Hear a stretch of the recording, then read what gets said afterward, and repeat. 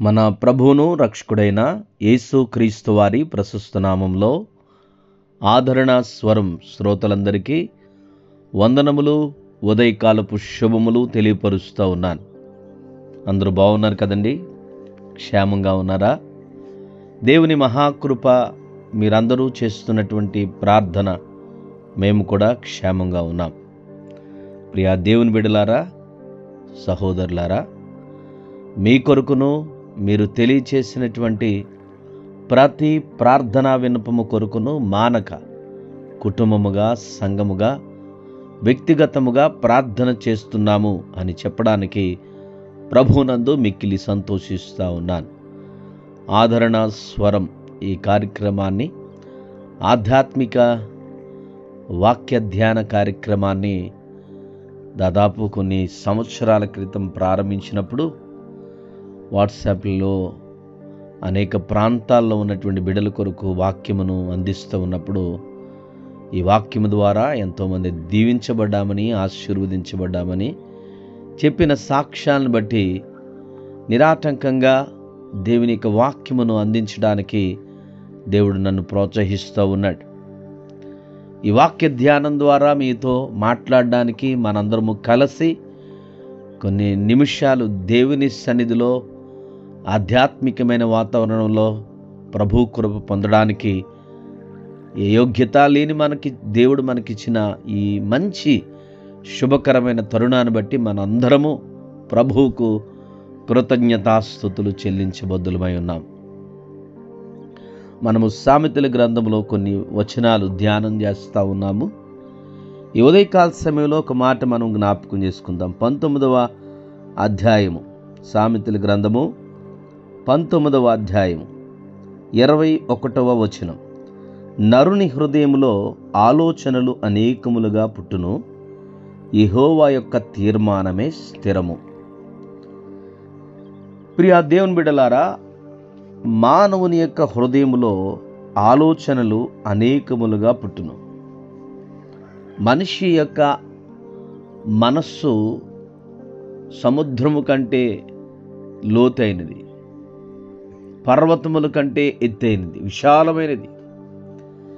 ఈ విశాలమైనటువంటి లోతైన మానవుని యొక్క హృదయములో ఎన్ని ఆలోచనలో ఆలోచన లేనటువంటి వారు ఎవరో ఉండరు. అయితే కొంతమంది బాగా ఎక్కువగా ఆలోచిస్తూ ఉంటారు. అనేకములు ఆలోచనలు, నరుని హృదయములో ఆలోచనలు అనేకములుగా పుట్టును. ఎన్ని ఆలోచనలు కదా! కూర్చొని మనం ఆలోచన చేస్తూ ఉంటే రకరకాల తలంపులు మనకి పుట్టుతూ ఉంటాయి. అలాగా ఇలాగా అని, అలా చేస్తే బాగుండు, ఇలా చేస్తే బాగుండు, అలా చేయాలి, ఇలా చేయాలి. ఎన్ని ప్రణాళికలు రూపుదిద్దుకుంటామో, ఎన్ని ఆలోచనలు చేస్తామో. అయితే ఉదయకాల సమయంలో దేవుడు మనకి జ్ఞాపకం చేస్తున్నటువంటి సంగతి, సత్యము ఏమిటి అనంటే, ఎన్నో ఆలోచనలు పుట్టొచ్చు కానీ, ఎన్నో రకరకాలైనటువంటి ప్రణాళికలు మనము రూపొందించవచ్చు కానీ, యెహోవా యొక్క తీర్మానమే స్థిరం. మీరు గమనించండి, గ్రహించండి. ఎన్ని ఆలోచనలు చేసినా, ఎన్ని రకాలైనటువంటి ప్రణాళికలు మనం రూపొందించుకున్నా, ఎన్ని ప్రయత్నాలు చేద్దామనుకుని తలంచుకున్నా, నీ పట్ల, నా పట్ల, అంటే దేవుని ప్రణాళికలోనికి పాపభూయిష్టమైనటువంటి జీవితమునకు స్వస్తి పలికి లోకమును, శాపమును విడిచిపెట్టి ప్రభువైన యేసుక్రీస్తు రక్తము ద్వారా రక్షించబడి ఆయన ప్రణాళికలోనికి వచ్చినప్పుడు నీ పట్ల ఆయన తీర్మానము స్థిరం. నీ పట్ల, నా పట్ల, మనందరి పట్ల ఆయన ఒక తీర్మానం చేసేసాడు. అదే స్థిరం. మనం పాడతాం కదా, ఎన్ని తలచినా, ఏది అడిగినా, జరిగేది నీ చిత్తమే ప్రభువా, జరిగేది నీ చిత్తమే అని పాడుతూనే మన చిత్తాన్ని నెరవేర్చుకోవడానికి, మన ఆలోచనలను స్థిరపరచుకోవడానికి ఎన్ని ప్రయత్నాలు చేస్తూ ఉంటామో.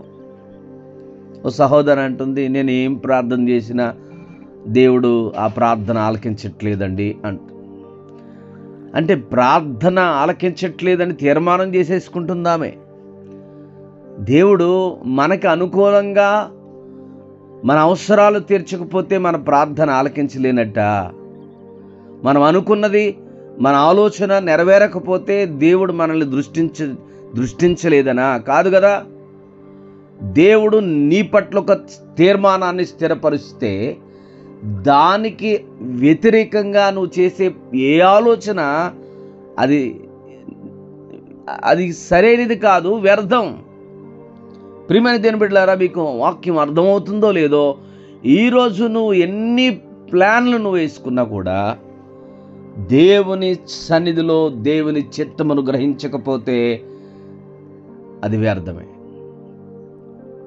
దేవుని యొక్క చిత్తమును మనము వెదికే వారంగా ఉండాలి. ప్రభువా, నా పట్ల నువ్వేం ఆలోచన కలిగి ఉన్నావు, ఏ ప్రణాళిక కలిగి ఉన్నావు అని ఆయన చిత్తము మన పట్ల ఏమై ఉన్నదో అని విశ్వాసముతో ప్రార్థించేటువంటి ఆత్మీయమైనటువంటి భక్తిలోనికి మనం రావాలి. Praise the Lord. దేవునికి స్తోత్రం కలుగునుగాక. ఎన్నో హృదయంలో ఎన్నో ఆలోచనలు ఉంటాయి, ఎన్నో ఉద్దేశాలు మానవుని హృదయంలో ఉంటాయి. కానీ గ్రహించవలసినటువంటి గొప్ప సత్యం ఏమిటి అనంటే, యెహోవా తీర్మానము స్థిరం. ఇంకంతే, ఆయన తీర్మానము స్థిరమైనది. దేవునిలోకి వచ్చాం కదా, మనం దేవునిని మనము నమ్ముతున్నాం కదా, దేవుని చేయి పట్టుకున్నాం కదా, దేవుని వెంబడిస్తున్నాం కదా. ప్రభువా, నీ చిత్తం నెరవేర్చండి నాయనా. నీవు భక్తుడు అంటాడు, నీ చిత్తమైతే ఇది చేస్తాను, నీ చిత్తమైతే అని దేవుని చిత్తమును అంగీకరించేటువంటి భక్తిలోనికి మనం రావాలి. మన కోరికకు తగ్గట్టుగా, మన ఆశకు తగ్గట్టుగా జరిగిపోవాలి అనుకోవడం అనేది పొరపాటు. ప్రభువా, నీ చిత్తం ఏమై ఉంది, నీ చిత్తమే జరిగించండి నాయనా, నీ ఆలోచనే స్థిరపరచండి అని దేవునికి మనం అప్పగించినప్పుడు తప్పకుండా దేవుడు మేలు చేస్తాడు, విడుదలిస్తాడు. నరుని హృదయంలో ఎన్ని తలంపులు ఉంటాయో, ఎన్ని ఆలోచనలు ఉంటాయో, అనేకములుగా పుట్టుకొచ్చేస్తూ ఉంటాయి ఆలోచనలు. కూర్చున్నామంటే ఆ ఆలోచనలు ఎన్ని పుట్టుకొస్తూ ఉంటాయో, ఎన్ని ఆలోచన చేస్తామో, ఎన్ని ప్లాన్లు వేసుకుంటామో, ఎన్ని రకాలైనటువంటి అలాగా ఇలాగా అది ఇది అక్కడ ఇక్కడ అని ఎన్ని ఉద్దేశాలు కలిగి ఉంటామో. కానీ యెహోవా తీర్మానము స్థిరము. దేవునికి స్తోత్రం కలుగునుగాక. యెహోవా యొక్క తీర్మానమే స్థిరం. ఆయనే నీ పట్ల నా పట్ల ఒక ప్రణాళికను రూపొందించాడు అనేటువంటి సత్యమును ఈ ఉదయకాల సమయంలో మనం జ్ఞాపకం చేసుకోవాలి. ఒకడు బస్సు ఎక్కి బరువును ఎత్తి మీద ఎట్టుకున్నాడంట. అలాగో చాలామంది కూడా ప్రభువులోనికి వచ్చిన తర్వాత కూడా ఎన్ని ఆలోచనలు, ఎన్ని చింతలో. చింత అంటే ఆలోచన. ఈ రోజున మనిషి కృంగిపోవడానికి, అనారోగ్యం పాలవడానికి గల కారణం ఏంటి? చింత. నీవు ఆలోచించి సమస్యను నువ్వేమీ క్లియర్ చేయలేవు.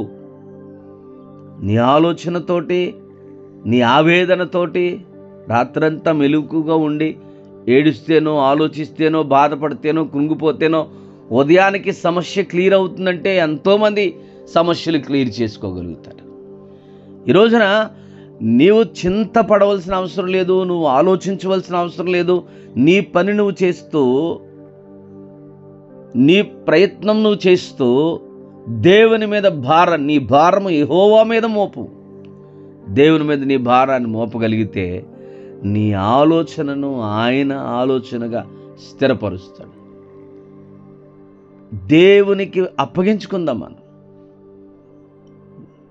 మనకు ముందు కనపడుతున్నటువంటి సమస్యగా నీకు కనపడుతుందని అంటే, కష్టంగా నీకు కనబడుతుందని అంటే, నువ్వు ఇంకా విశ్వాసంలోనే ఉన్నావని అర్థం. ఎందుకు అనంటే, ఒక విశ్వాసికి, దేవుని నమ్మిన విశ్వాసికి సమస్య కంటే సమస్య వెనుక ఉన్న పరిష్కారాన్ని దేవుడు చూపిస్తాడు.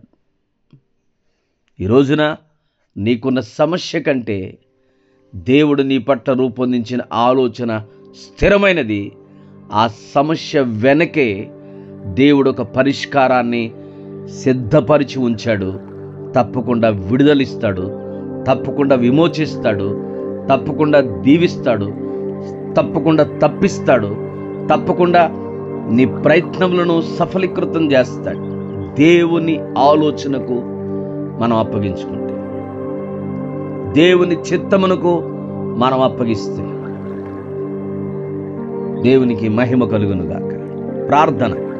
కృపా సత్య సంపూర్ణుడవు, సర్వ సృష్టికర్తవు, సర్వాధికారివైన తండ్రి, నీ పరిశుద్ధమైన, శ్రేష్టమైన, ఘనమైన నామమునకు లెక్కలేని స్తుతులు చెల్లిస్తావు. ఈ ఉదయకాల సమయంలో ప్రభా, నీ పాద సన్నిధి చేరి నేను స్తుతించడానికి, ప్రభా నీ నామమును గణపరచడానికి, నీ వాక్యమును ధ్యానించడానికి మాకిచ్చిన ఈ శుభకరమైన తరుణాన్ని బట్టి, ఆదరణ స్వరం వేదికను బట్టి నీకు వందనాలు. వాక్యం వింటున్నారు ప్రభా అనేక మంది బిడ్డలు. వింటున్న వారి విశ్వాసమును వృద్ధిపరచండి. వింటున్న వారి జీవితంలో అద్భుతం చేయండి నాయన. సమాధానకరమైన దీవెనలు కుమ్మరించండి నాయన. ప్రతికూలమైన పరిస్థితుల నుంచి విడిపించండి. బలహీనలు బలపరచండి. రోగులను స్వస్థపరచండి. నిరుద్యోగులకు ఉద్యోగాలు దయచేయండి. చదువుకుంటున్న బిడ్డల చుట్టూ కాపుదలు దయచేయండి. వివాహములు కావలసిన బిడ్డల కొరకు ప్రార్థిస్తున్నాము. తగిన సమయంలో చక్కని జీవిత భాగస్వాములను వారికి దయచేయండి. నాయన, సంతానం లేమితో బాధపడుతున్న బిడ్డల జీవితంలో అద్భుతం చేయండి.